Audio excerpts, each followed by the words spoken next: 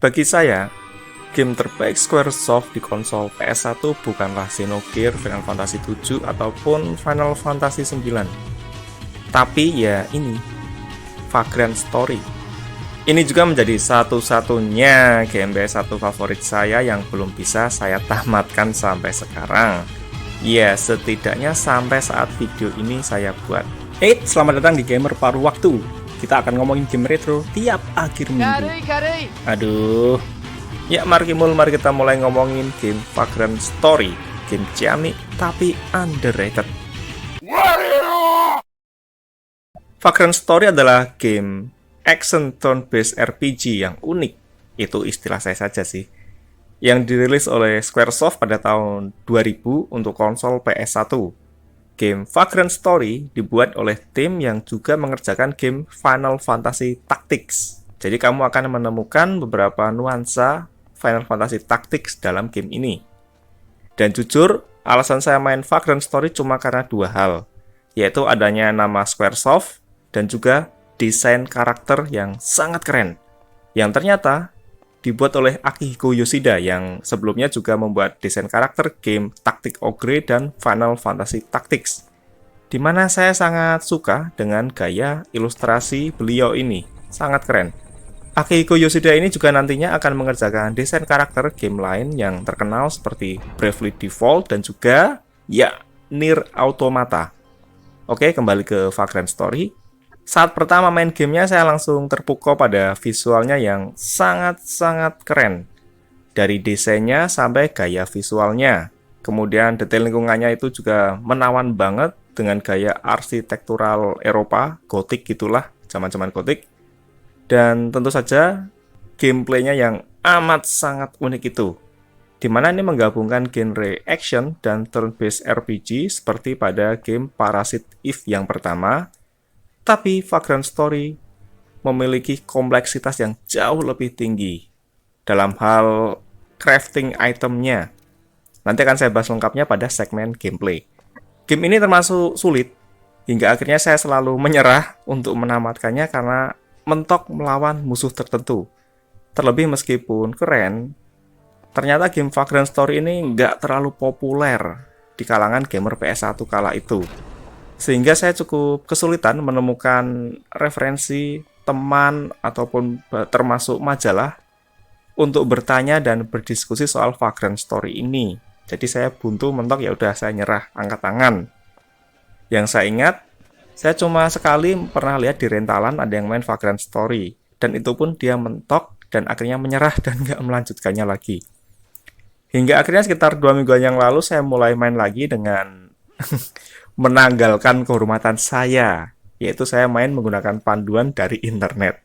Dan beneran terasa lebih mudah juga, karena jadi mengetahui titik kelemahan musuh yang ada, dan terutama yang paling krusial adalah mengetahui crafting senjata yang pas. Karena kalau nggak tahu, bisa rasanya percuma aja udah main jauh, ternyata senjata kita nggak cocok pada musuh-musuh di level-level tertentu. Itu rasanya bikin gondok. Laptop atau PC kamu lemot karena masih pakai hard disk? Dah, tambahin SSD aja. Dijamin jadi lebih ngebut. Lagi pula harganya hemat dan garansi 3 tahun. Cek sausnya di deskripsi video. Oke, saya akan langsung menempatkan segmen gameplay di sini karena gameplaynya itu sangat-sangat istimewa. Bahkan untuk standar game tahun 2024 sekalipun. Jika dilihat, sekilas gameplaynya mirip Parasite Eve yang pertama, di mana kita bisa bebas bergerak, lalu harus menekan tombol aksi untuk memunculkan opsi yang ada dalam area jangkauan. Jangkauan kita yang bentuknya seperti bola. Meski di sini, di Vagrant Story itu nggak memiliki ATB atau Active Team Battle seperti di Parasite Eve yang pertama. Tapi, gameplay Vagrant Story jauh lebih dalam dan kompleks dari Parasite Eve yang pertama itu. Setelah menekan tombol aksi, akan ada beberapa opsi standar yang muncul seperti akankah menggunakan item, menggunakan sihir, menyerang musuh secara fisik, ataupun mengeluarkan serangan kuat. Kalau yang di Vagrant Story disebut sebagai Break Arts. Kemudian jika kita memilih menyerang secara fisik, kita bisa melakukan combo yang rasanya amat sangat satisfying jika kombonya itu bisa connect. Ini yang membuat saya kecanduan, karena sensasi saat bisa melakukan combo yang panjang itu, wah benar-benar keren banget, satisfying banget. Dan tiap senjata memiliki timing ritme combo yang berbeda-beda. Itu yang bikin seru. Kemudian combo ini dilakukan dengan variasi 3 tombol yang bebas urutannya mau kita tekan yang mana, yaitu antara kotak, segitiga, ataupun lingkaran. Di mana tiap serangan bisa kita berikan efek tambahan tertentu yang bebas kita pilih. Seiring dengan makin terbukanya opsi combo yang ada. Itu seiring cerita nanti akan terbuka. Misal tombol bundar memiliki efek damage ekstra, kemudian saya menggunakan kotak untuk memiliki efek merestore health kita, dan segitiga yang akan merestore MP pada karakter saya. Kadang juga saya ganti dengan komposisi misalnya poison atau juga extra damage yang lain dan sebagainya, itu bisa kita pilih. Untuk melakukan combo yang sukses, kita harus menekan tombolnya secara tepat saat ada tanda seru di layar. Ini cepet banget loh, nggak ada setengah detik. Kemudian animasi serangannya juga bervariasi tergantung senjata dan juga tombol yang kita tekan. Jadi makin seru.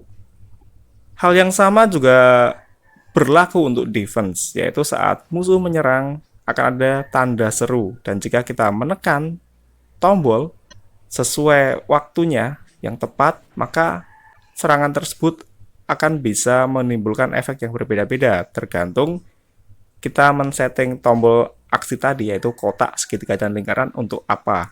Misalnya ada mengurangi damage sampai 50%. Kemudian ada juga yang bisa memantulkan serangan pada musuh.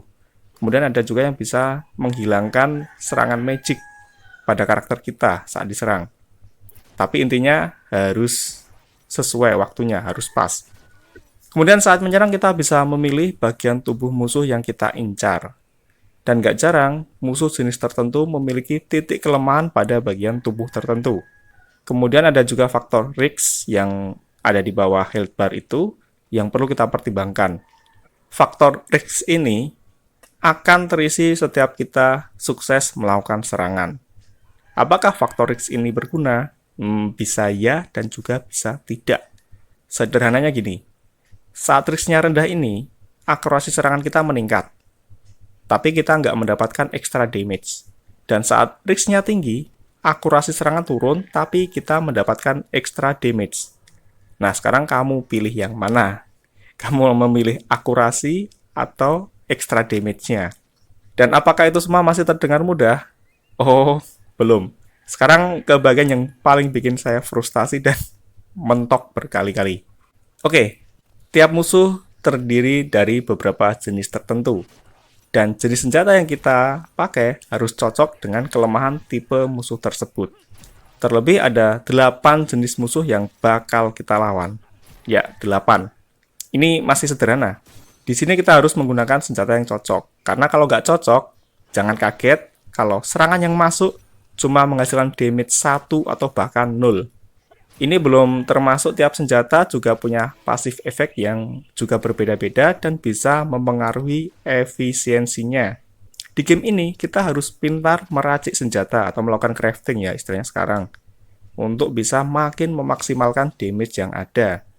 Untuk itulah saya sering mentok dan berkat bantuan internet ternyata ada juga yang bikin data tentang kombinasi senjata yang efisien di sini. Itu akan saya sebutkan di deskripsi video, ada sumbernya. Karena crafting sangat krusial, sangat-sangat krusial sebab di game Vagrant Story tidak ada level up pada karakter kita. Karena yang naik level itu adalah senjata yang kita pakai. Dimana jika sering dipakai melawan musuh yang sama, maka senjata tersebut akan naik levelnya untuk menghadapi jenis musuh tersebut. Tapi senjata tersebut juga bisa turun level jika kita terkena serangan musuh. Maka nggak heran di Vagrant Story nggak ada satu senjata sempurna yang bisa digunakan untuk semua jenis musuh secara efektif. Kita harus memilih, membangun senjata yang bagus, dan juga membawanya. Karena senjatanya memiliki slot terbatas. Dan untungnya kita bisa bebas berganti senjata kapan saja meski di tengah pertarungan sekalipun. Hal yang sama juga berlaku untuk armor. Kita harus pintar crafting, kemudian mencari mana yang paling cocok dengan musuh yang akan kita hadapi. Nah, jarang kan ada game RPG yang di grinding itu bukan karakternya, tapi justru senjata dan armornya. Dan inilah uniknya Vagrant Story. Maka pada Vagrant Story kita bisa melakukan crafting senjata dan juga armor, dan ini sangat kompleks, tapi juga membuat saya lupa waktu karena sering sibuk trial error kombinasi ini dan itu. Dua kombinasi senjata yang terkuat belum tentu menghasilkan satu senjata yang kuat. Itu yang bikin ya makin pusing, tapi juga makin bikin penasaran, makin nagih. Yang intinya gameplay Vagrant Story ini amat sangat unik, dan saya harap Squaresoft bakal merilis ulang gamenya ke PC. Meskipun itu cuma portingan, bukan remake atau remaster pun nggak apa-apa, karena ini memang sangat keren. Kalau dari segi ceritanya, itu terjadi pada sebuah negara bernama Valendia. Di sini Ashley, sang tokoh utama, seorang Riskbreaker, harus melakukan penyelidikan hubungan antara sebuah sekte sesat dengan salah satu anggota parlemen negara tersebut. Yang mana nantinya Ashley akan dituduh melakukan pembunuhan terhadap anggota parlemen tersebut, yaitu Duke Barbodoba, yang juga ternyata memiliki peran atau hubungan khusus dengan sekte tersebut. Nah, cerita utama pada game ini mengambil latar 7 hari sebelum peristiwa pembunuhan Duke Barbodoba tersebut. Yang kalau saat kita main pada awal game ini, intronya itu akan memperlihatkan peristiwa saat pembunuhan tersebut. Dan memang bisa di-skip, tapi sebaiknya jangan. Untuk cerita lengkapnya saya belum tahu karena saya belum tamat, masih mentok di 30% cerita. Itu nanti kalau kita nge-save, itu akan kelihatan seberapa banyak progres kita. Dan saya baru mentok di 30%. Harap maklum, namanya juga gamer paruh waktu. Main gamenya cuma saat senggang. Oh ya, sekedar info. Muatan konten dan cerita pada game Vagrant Story ini terpaksa dipotong sekitar setengahnya. Karena keterbatasan biaya dan juga waktu produksi. Itu pengakuan sang sutradaranya. Secara visual, game Vagrant Story tampil sangat menawan untuk standar game PS1. Secara visual, game Vagrant Story tampil sangat menawan, baik secara teknis maupun secara gaya visualnya. Secara teknis, gamenya masih terlihat keren untuk standar game tahun 2024. Tapi ya tentu saja jangan dibandingin dengan game AAA modern loh ya. Dimana detail tiap karakter dalam model 3 dimensi itu terlihat amat sangat baik. Terlihat sangat sukses menerjemahkan visual dari sketsa 2 dimensi ke poligon 3 dimensi. Kemudian setting lingkungannya juga sangat sukses, menghasilkan sensasi misterius dan suram. Itu seperti penggambaran karakter Ashley yang tampak misterius dan juga punya masa lalu yang suram, itu tampak di sini. Kemudian untuk audio memang nggak meriah, nggak spektakuler, tapi terasa sangat pas dalam membangun suasana yang ada. Terlebih karena settingnya itu banyak berada dalam puing bangunan kuno, bangunan bawah tanah dan makam tua, jadi sangat pas. Emang agak horor juga sih, ada agak creepy-nya juga. Tapi nggak perlu khawatir, ini bukan game horor. Jadi nggak ada hal menakutkan selain salah membawa senjata saat menghadapi lawan dalam posisi pintu terkunci. Jika hal itu terjadi, saya cuma bisa meratapi nasib. Kesimpulannya memang sangat sulit mendefinisikan gameplay Vagrant Story dalam sebuah bahasa yang sederhana dan ringkas. Hal ini karena memang Yasumi Matsumoto, sang produser sekaligus sutradara yang ingin menciptakan sebuah game tanpa terikat formula ataupun genre tertentu. Jadinya ya gini, game yang spektakuler dan keren tapi underrated. Bahkan ada yang bilang game ini bukan untuk bocil. Jadi wajar lah jika waktu itu saya nggak paham main game ini, karena nggak mudeng. Game ini memang sangat-sangat kompleks. Yang intinya kalau kamu suka game yang unik dan absurd dalam hal positif loh ya, kamu perlu mencoba main game Vagrant Story. Tertarik? Beranikah kamu main game ini?